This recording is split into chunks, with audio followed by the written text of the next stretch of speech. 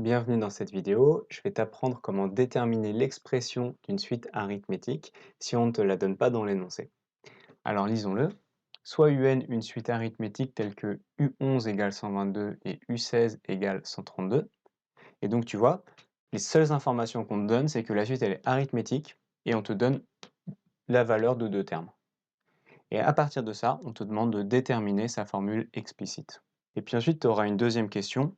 En déduire U100, donc ça c'est une question qui je pense est facile pour toi, à partir de la formule explicite, déterminer la valeur d'un terme. Mais je l'ai mise ici, cette question, parce que peut-être que dans l'énoncé des exercices que tu essayes de faire, tu n'as pas cette première question, tu as simplement une suite qui est définie un peu de la même façon qu'ici, et sans cette première question, on te demande directement de calculer la valeur d'un troisième terme. Eh bien, la façon de répondre à ce type de question, la logique que tu vas suivre, ça va être d'abord celle-ci, déterminer sa formule explicite. Bien, pour répondre à ce type de question, on utilise une formule du cours qui dit UN égale UP plus N moins P, le tout entre parenthèses, fois R. Alors pour résoudre ce type d'exercice, c'est très simple, il suffit d'appliquer cette formule. Et moi, je voudrais te faire comprendre d'où elle vient, cette formule, pour que les choses soient bien claires pour toi. Et donc ce qu'on va faire, c'est que dans un premier temps, avant d'appliquer la formule, on va essayer de comprendre quelle est la logique à suivre pour répondre à cette question. Et pour ça, on va faire un petit schéma. Première information, U11 vaut 122. Alors je vais symboliser le terme U11 comme une marche qui est à une hauteur de 122. On pourrait dire à une hauteur de 122 mètres. Voilà, imagine un escalier géant qui est utilisé par des géants. On y va. Donc là, c'est notre marche U11 et elle est à une hauteur, là je fais des petits points et là je marque la hauteur 122 mètres. Puis je monte une première marche, j'arrive en U12, et je continue ainsi de suite, U13, U14, U15 jusqu'à U16. U16 qui est notre point d'arrivée et qui est à une hauteur de 132. Donc pour reporter la hauteur, je prolonge un peu mon axe des ordonnées, 132 mètres. Bien. Et nous, ce qu'on cherche, c'est la formule explicite. Alors, petit rappel, je vais t'écrire ici la formule explicite d'une suite arithmétique. C'est UN égale U0, donc le premier terme, plus N fois R, où R est la raison de la suite. Donc nous, pour pouvoir établir la formule explicite, on a besoin de deux informations. On a besoin de trouver ce que vaut U0, et on a besoin de trouver quelle est la raison de la suite. Donc on va faire cette recherche en deux temps. Premier temps, on va chercher la raison de la suite, R. Deuxième temps, on va chercher U0.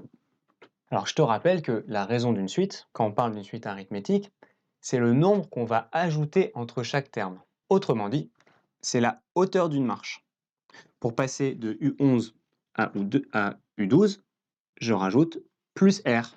Pareil pour passer de U12 à U13, et ainsi de suite. Alors, pour calculer la raison de la suite, on va se poser deux questions. Première question, c'est de combien de mètres on a monté entre notre marche U11 et notre marche U16. Et puis la deuxième question qu'on va se poser, c'est combien de fois est-ce que j'ai ajouté R pour monter de cette hauteur? Autrement dit, quel est le nombre de marches qu'on a grimpé? Alors, pour calculer la hauteur, eh bien, je calcule la différence entre 132 et 122. Autrement dit, je fais 132 moins 122, c'est-à-dire U16 moins U11. Je marque donc U16 moins U11, ou bien, c'est la même chose, 132 moins 122. Et 132 moins 122, ça me fait une hauteur de 10. Et maintenant, le nombre de marches. Eh bien, le petit calcul que je peux faire, c'est que, puisque je sais que je suis à la 16e marche et que je suis parti de la 11e marche, combien y a-t-il de marches de 16 à 11? Eh bien, il y a 16 moins 11, ce qui me fait 5. Peut-être que je peux mettre un petit égal ici, et du coup à droite aussi, entre chaque ligne. Bien. Bon, maintenant qu'on a dit ça, je rappelle que ce que je veux, c'est trouver la raison de la suite. Donc ce que je vais faire, c'est que je vais résoudre une petite équation où R, la raison, sera l'inconnu, et avec les informations que je viens de trouver, j'ai tout ce qu'il faut pour poser mon équation. Je sais que je monte 5 fois d'une hauteur R, donc 5 fois R, et que quand j'ai monté cette hauteur, j'ai grimpé de 10 mètres, ce qu'on vient de calculer ici. Je mets une petite ligne de séparation, et donc j'écris que 5 marches fois la hauteur de chaque marche, donc 5 fois R, est égal à 10. Et donc pour déduire R, c'est très simple. Je divise à gauche par 5, je divise à droite par 5, et je me retrouve avec R égale 10 sur 5, donc R égale 2. Alors maintenant, pour trouver U0, eh bien peux me servir de la formule explicite des suites arithmétiques, et puis je peux prendre pour terme UN, par exemple, U16, et donc à la place de UN, j'écris U16, est égal à U0, je ne sais pas encore ce qu'il vaut, mais je vais le déduire bientôt, plus N fois R. Donc, comme ici j'ai pris U16, eh bien N vaut 16. Et donc j'écris 16 fois R, c'est-à-dire 16 fois 2, je viens de le calculer. Et donc je peux en déduire la valeur de U0. U16, je connais, ça fait 132. Et je recopie mon 16 fois 2.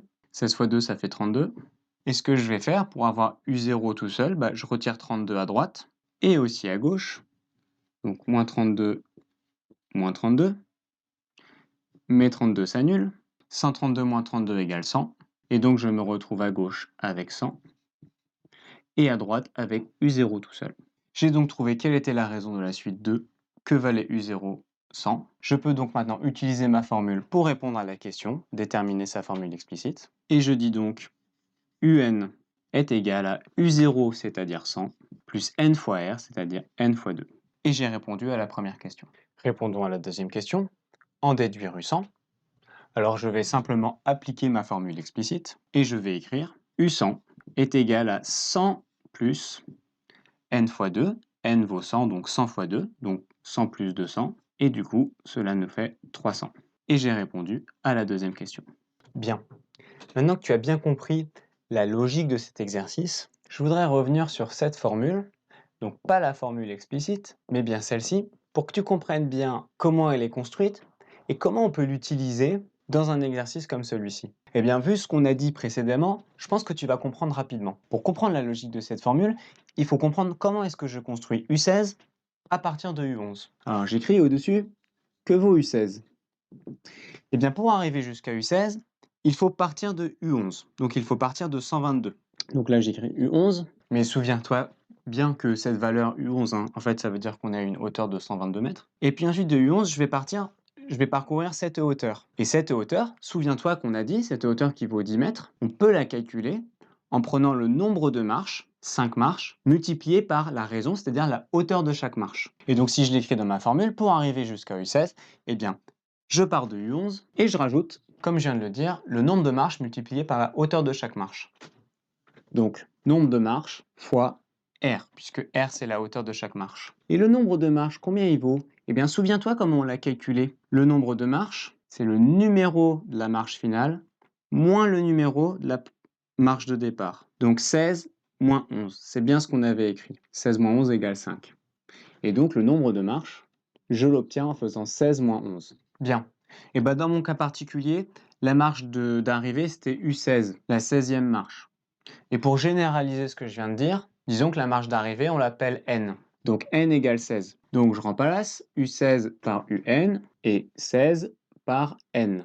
Et puis dans notre exemple, la marche de départ, c'est U11.